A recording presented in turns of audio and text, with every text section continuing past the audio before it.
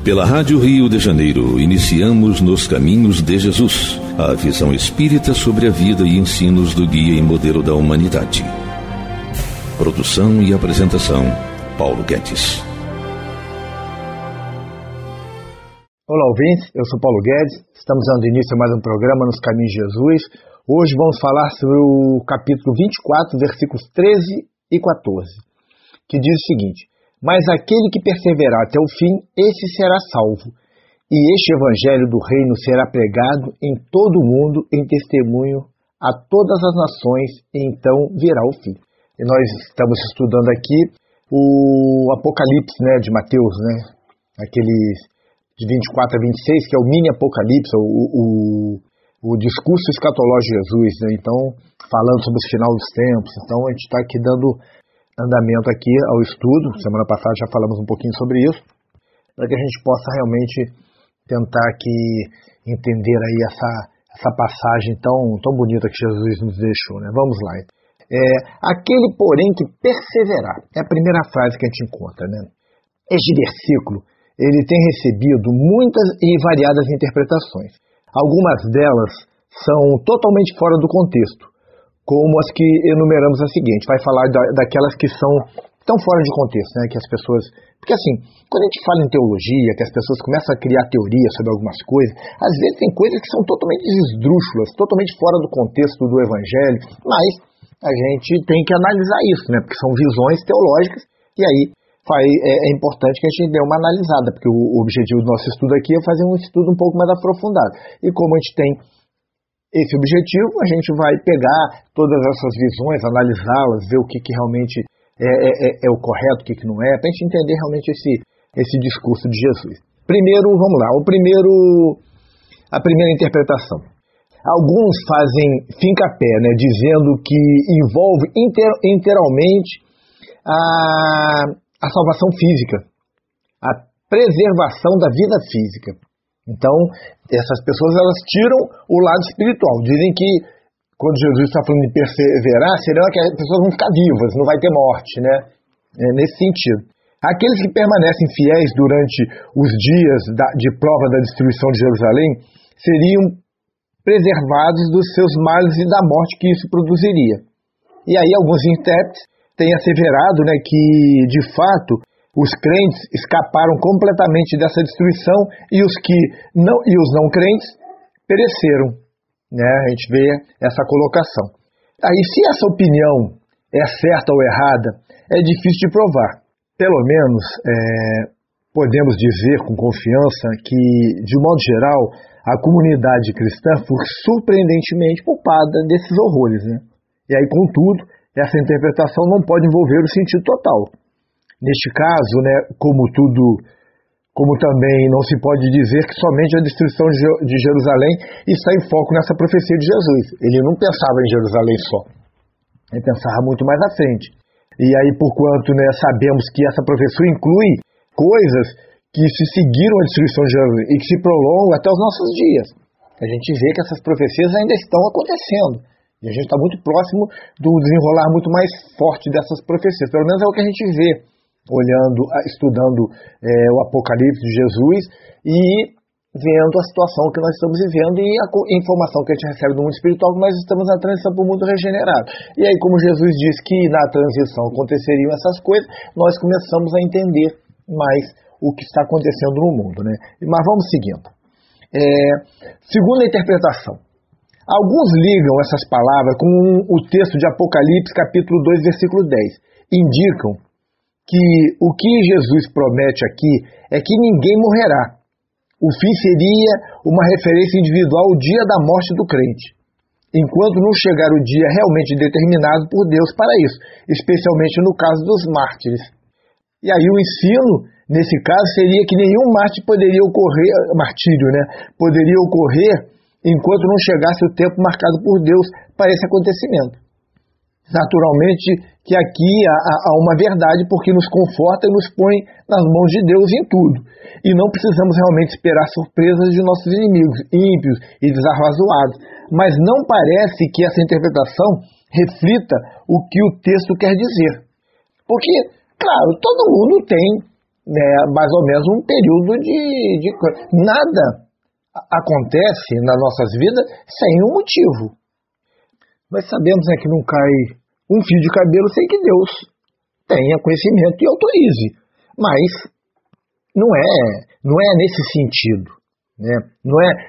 O perseverar não é nesse sentido. Então a gente estaria começando a trazer as coisas tudo pelo lado material. Ninguém morre. Só vai acontecer as coisas quando Deus quiser. Claro, gente, isso é a lei de Deus. Deus é soberano no universo. Nós estamos nas mãos de Deus. Tudo que acontece nas nossas vidas há um consentimento de Deus. Para prova, para resgate, para alguma coisa, mas acontece. Isso sempre foi assim, sempre vai ser. Mas a gente não pode fechar uma ideia dessa mensagem de Jesus nisso. Tem que ter algo mais. Jesus não falava no sentido material das coisas. Ele tinha um enfoque muito maior no sentido espiritual. E quando Jesus está falando do final dos tempos, ele não está falando ali da destruição de Jerusalém, ele está falando da transformação da terra. E a gente sabe que quando aconteceu a destruição de Jerusalém, não houve uma transformação da terra. Então, é um período posterior. E claro, a perseverança não é para recompensas físicas, são principalmente as recompensas espirituais que todos nós vamos receber por estarmos firmes. Né? Vamos à terceira interpretação. Outros acreditam que aqui temos uma garantia de que Deus preservará os seus fiéis na fé de Cristo até o fim de todas as coisas, e que os fiéis gozarão da evidência e da possessão da fidelidade até o fim. Talvez isso expresse uma verdade, mas ainda parece não acertar em cheio no sentido da predição. É mais uma que pega partes. Claro, a gente vai ter algumas, vão ser preservadas muitas vezes diante de situações até de morte, tudo. Pode ser que sim. E nesse caso também na questão das pessoas que são fiéis ao Cristo, os que são fiéis ao Cristo estão perseverando. Os que não têm fidelidade vão abandonar o barco no meio do caminho. Mas não abrange tudo isso. Vamos lá. O quarto. Mateus parece indicar que essas palavras que têm face da apostasia, da multiplicação imensa da iniquidade, perseguições e dos males, de todas as variedades, em face das maldades e dos tempos difíceis, precisamos permanecer constantes. E que aqueles que honestamente buscam fazê-lo, andando sempre bem perto de Deus em Cristo, serão salvos. Esses serão os crentes que levarão o evangelho do reino a todas as nações antes do fim, pois o fim não poderá ocorrer enquanto isso não acontecer. Então, Jesus aqui ele deixa uma coisa bem interessante. Né? Ele diz que o fim da terra, o fim do período, a gente fala que não é da terra, é bom deixar isso claro. A palavra, a tradução, ela não traduz como final da terra, final da destruição da terra, mas ele fala final de uma era. Então, o final dessa era, que a gente sabe que é a era de expiação e provas, não vai acontecer enquanto o evangelho de Jesus não for pregado para todas as nações. O que quer dizer? Enquanto as leis de Deus não estiverem inseridas nos contextos de todas as nações. Porque não tem como virar regeneração, por exemplo, o Brasil e a África não ser regenerada. Não tem como virar o Japão regenerado e o Brasil não ser... A Terra vai chegar à condição de regenerado como um todo. É coletivo isso. Então, para que isso ocorra, segundo o próprio Jesus, vai haver a pregação do Evangelho. O que é o Evangelho? A boa nova das leis de Deus. Chegará a boa nova das leis de Deus a todas as nações, a todos os homens, em todos os recantos do mundo. E aí estaremos todos aptos a viver no mundo regenerado. Essa é a visão. É esse o objetivo. Jesus está falando aqui, quando ele começa a falar do final dos tempos, ele fala, aquele que perseverar. O que é perseverar? Ser fiel aos seus ensinamentos, não abandonar a fé, não negar a Jesus, não negar a Deus, continuar lutando apesar das dores. Então é isso, então é nesse sentido, aqueles indivíduos que realmente, apesar de tudo que está acontecendo, continuar lutando, esses vão receber essa recompensa. Então é nesse sentido que nós estamos falando, desse tipo de recompensa, Qual é a recompensa? Nós vamos herdar uma terra transformada, uma terra regenerada, um mundo melhor, onde a maldade não vai ter tanta presença. O homem será um homem puro? Não. Nós teremos equilíbrio entre o bem e o mal. Significa que o mal extremo não terá mais função aqui, não existirá mais. Teremos os homens mais medianos, que ainda terão egoísmo, ainda serão orgulhosos, ainda terão vaidade. Claro, porque é um processo evolutivo, mas vai ser um mundo muito melhor do que o mundo que nós estamos vivendo. Isso não podemos ter dúvidas de que isso vai ocorrer e, assim, tudo indica que está muito próximo. Nós estamos caminhando cada vez mais para esse mundo. A regeneração está aí, a gente vê Divaldo Franco, já trouxe alguns livros de autoria do Manuel Filomeno de Miranda, falando sobre a regeneração da Terra, sobre esse processo que está ocorrendo. Então, a gente está muito confiante disso chegar. Agora, sabendo disso, sabendo que esses momentos estão se aproximando, o que a gente precisa? A gente precisa urgentemente começar a atentar para os recados deixados por Jesus, pelos avisos, porque esses avisos são primordiais, porque eles vão definir se ficamos ou se seremos banidos da terra. Então, é fundamental nós estarmos extremamente atentos a tudo isso, porque senão vamos ter muitos problemas. E, como Jesus fala na parábola das noivas, que quando o noivo chega, algumas não tinham guardado o óleo para a lamparina, para iluminar a própria vida. E como não conseguiam iluminar a própria vida, tiveram que voltar atrás, começar tudo de novo para poderem se iluminar e aí estarem aptas a se unirem ao noivo. O que é o noivo? É o Cristo. A mensagem do Cristo é o Evangelho de Jesus. Teremos que estar muito prontos para tudo isso. Então, já estamos aqui chegando à metade do nosso estudo. Vamos fazer um pequeno intervalo e já retornamos com o programa Nos Caminhos de Jesus. Até já. Estamos apresentando Nos Caminhos de Jesus, a vida e ensinos do guia e modelo da humanidade. Apresentação, Paulo Guedes. Estamos de volta. Hoje nós estamos falando sobre a passagem do Evangelho de Mateus, capítulo 24, versículos 13 a 14, que diz o seguinte: mas aquele que perseverar até o fim, esse será salvo. E este Evangelho do Reino será pregado em todo o mundo, em testemunho a todas as nações, então virá o fim. Jesus falando aqui do final dos tempos, daquele período aonde vai ocorrer a divisão, né? E ficarão os que herdarão a terra e os que serão banidos para mundo condizente com a sua evolução. Então, Jesus, e ele vem falando, né?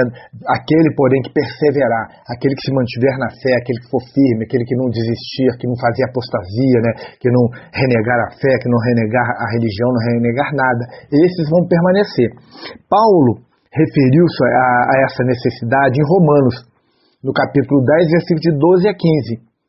E uma vez que a totalidade dos gentios tenha sido trazida para o redil, então virá o fim, diz Paulo. Lá em Romanos, ele fala isso.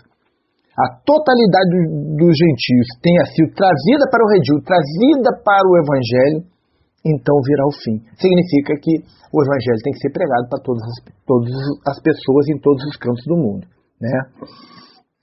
O que significa, né, que Deus terá completado neste mundo os planos para a propagação das boas novas e se cumprirão os seus propósitos entre as nações. Ou seja, será pacificado, haverá o amor, haverá a concórdia, vamos diminuir a desigualdade diante de todas as nações.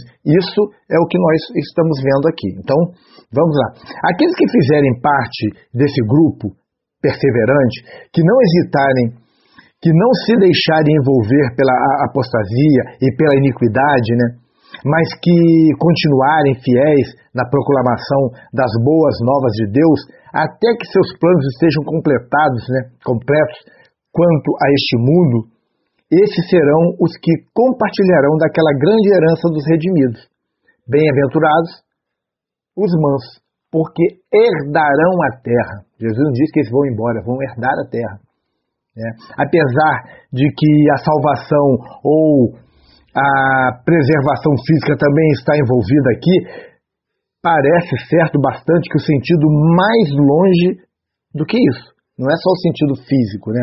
A gente fala de herdar a terra, mas é de herdar a terra em condição de espíritos que vão ficar no globo terrestre reencarnando para avançar e desencarnando, voltando a encarnar, vão ter uma continuidade de suas vidas aqui no globo terrestre, para chegarem à condição de espíritos também em condições de galgarem mundos felizes, porque o mundo regenerado não é um mundo feliz, é um mundo onde existe o equilíbrio entre o bem e o mal, e nós precisamos chegar a mundos felizes e depois chegarmos aos mundos celestiais, que são os mundos onde existe a perfeição plena. Isso é um trabalho que demanda muito tempo, a lapidação interna de todos nós.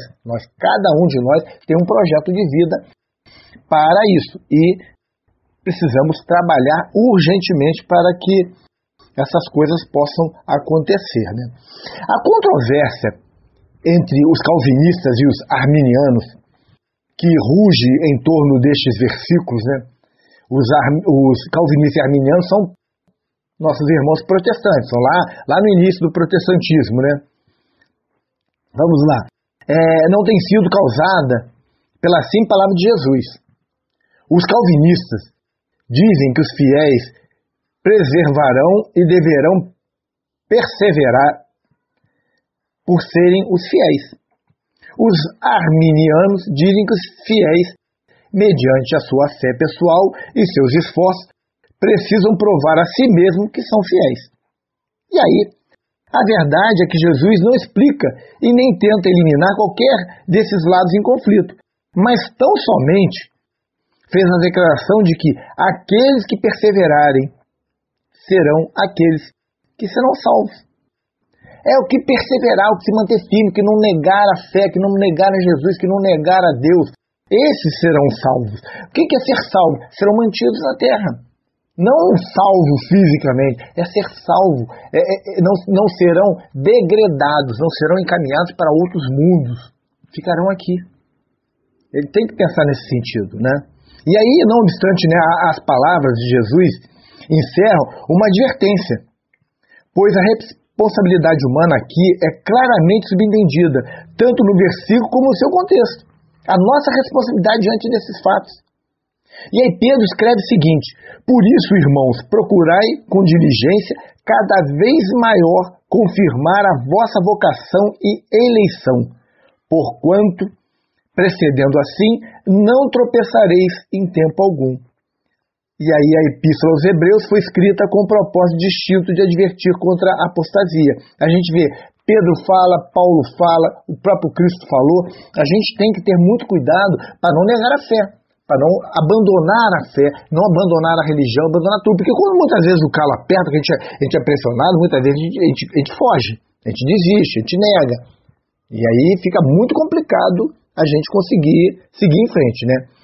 Quaisquer que sejam as razões por detrás disso, a possibilidade é perfeitamente real, gente.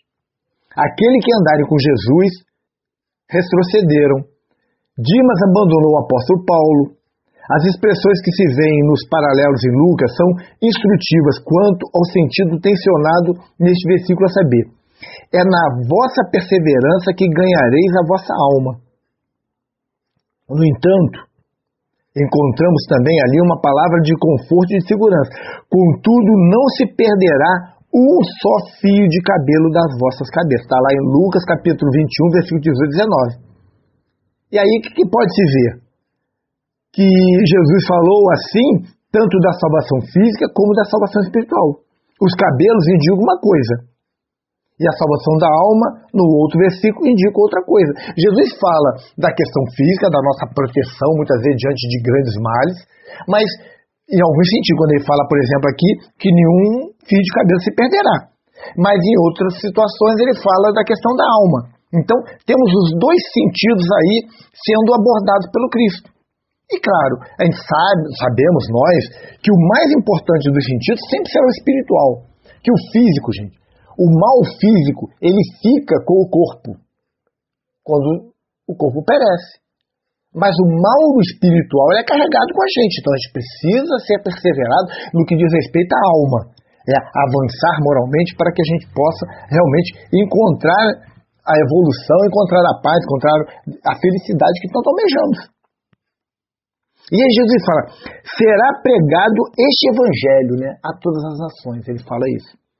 E aí Mateus está mostrando, né, através das palavras de Jesus, de maneira definida, que as profecias de Jesus aplicam-se a um período muito mais longo do que simplesmente até a destruição de Jerusalém, ou a um período relativamente curto, após ocorrer o evento.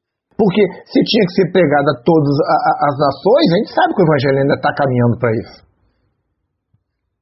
E aí é preciso que tomemos em consideração um período em que será evangelizado o mundo. O mundo precisa ser evangelizado. O cristianismo vai avançar, vai ser a religião do mundo? Não! O Evangelho, as leis de Deus estarão presentes no mundo inteiro. Alguns intérpretes mais inclinados à interpretação dispensacional procuram ensinar aqui que isso se aplica somente ao período da tribulação e ao remanescente fiel que haverá de pregar durante esse tempo, imediatamente antes do estabelecimento do reino, quando do segundo advento do Cristo. Alguns pensam desse jeito, mas não é isso. Essa posição, naturalmente, envolve uma verdade, mas é muito improvável que Mateus quisesse expressar essa verdade. Pelo contrário, ele descrevia a obra tensionada do cristianismo, da igreja nascente. Naquele tempo estava bem adiantado e, de fato, já exercera boa porção de sua tarefa, estava começando a se expandir. No primeiro capítulo da Epístola aos Colossenses, Paulo nos diz que já fora feita grande propagação do Evangelho, até mesmo em seus dias, pelo mundo romano, embora a maioria das nações espalhadas pelo mundo, temos que lembrar em conta disso, nações desconhecidas para Paulo e para os demais apóstolos, permanecessem nas mais complexas trevas no que se respeita à mensagem espiritual do Cristo. A América não era conhecida, nós sabíamos que ainda tinha muito a ser crescido. O próprio, por exemplo, se nós formos pensar naquela época do Cristo, falar em China, falar os países da Oceania, isso não era ainda conhecido. Então, muita coisa ainda precisava crescer. E essa profecia, portanto, gente, fala de um alcance maior do Evangelho do que Mateus poderia ter imaginado, porquanto ignorava a maior parte da população do mundo que jazia para além das fronteiras do Império Romano, que era o império da época. Não obstante, o conhecimento do autor sobre a natureza real da vastidão do mundo não o impediu de registrar essa profecia. Tempos mais modernos têm visto o cumprimento dessa profecia em proporções que ninguém dos tempos primitivos poderia ter imaginado. Olha o mundo como é que se espalhou, como é que a mensagem vem se espalhando. É preciso que se note que essa profecia não proclama a aceitação universal da mensagem de Cristo. Não é isso. Mas somente que a mensagem será largamente divulgada, chegará a todos, para que todos possam fazer as suas escolhas. Passagens bíblicas como Colossenses, capítulo 1, versículos 6 e 23, 2 Timóteo, capítulo 4, versículo 7, dificilmente podem ser encaradas como cumprimento dessas profecias. E quais são essas passagens? Vamos lá, vamos nela. Colossenses, capítulo 1, versículo 6. Que já chegou a vós, como também está em todo o mundo, e já vai frutificando, como também entre vós, desde o dia em que ouviste e conhecesse a graça de Deus em verdade. Estava sendo propagada, mas não tinha se propagado totalmente. E aí, Colossenses 1:23. Se na verdade permanecerdes fundados e firmes na fé, e não vos moverdes da esperança do Evangelho que tendes ouvido, o qual foi pregado a toda criatura que há debaixo do céu, e do qual eu, Paulo, estou feito ministro. Isso dentro da visão de Paulo, que ainda era do universo pequeno.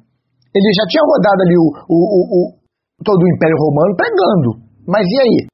Já tinha alcançado as Américas, a Oceania, a China, a Índia? Não. Então como é que a gente pode dizer que já tinha alcançado tudo? Então não está aí, a gente não pode dizer que já chegou ao fim. E aí, 2 Timóteo, capítulo 4, versículo 7. Combati o bom combate, acabei a carreira, guardei a fé.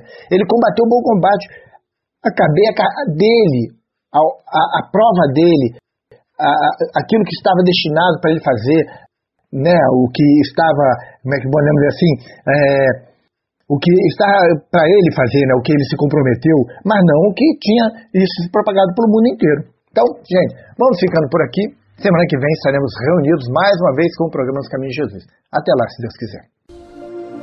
A Rádio Rio de Janeiro apresentou Nos Caminhos de Jesus, a visão espírita sobre o guia e modelo da humanidade. Produção e apresentação, Paulo Guedes.